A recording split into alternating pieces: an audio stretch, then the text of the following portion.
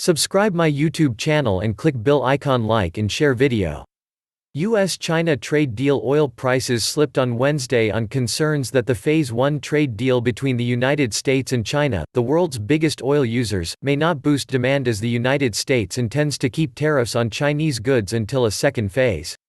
U.S. Treasury Secretary Steven Mnuchin said late on Tuesday that tariffs on Chinese goods will remain in place until the completion of a second phase of a U.S.-China trade agreement, even as both sides are expected to sign an interim deal later on Wednesday.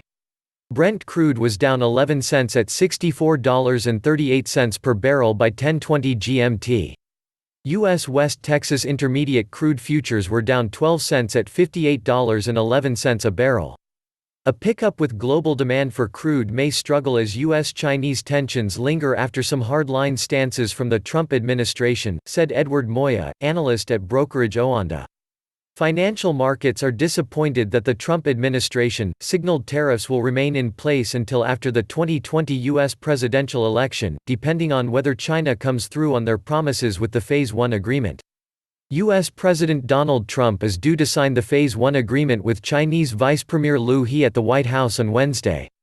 That agreement is expected to include provisions for China to buy up to $50 billion more in U.S. energy supplies.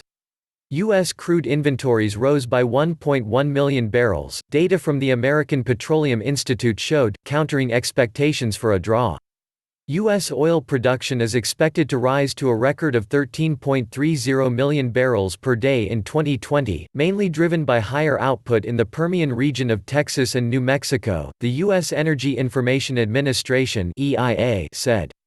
Energy ministers from OPEC member the United Arab Emirates and OPEC ally Russia said on Wednesday they were still committed to meeting in March to decide on future production policies.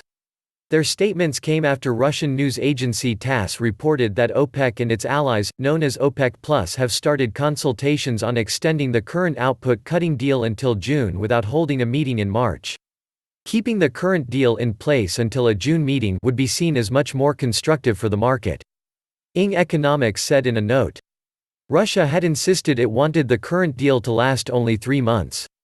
Saudi Arabia wanted a longer time frame for the deal.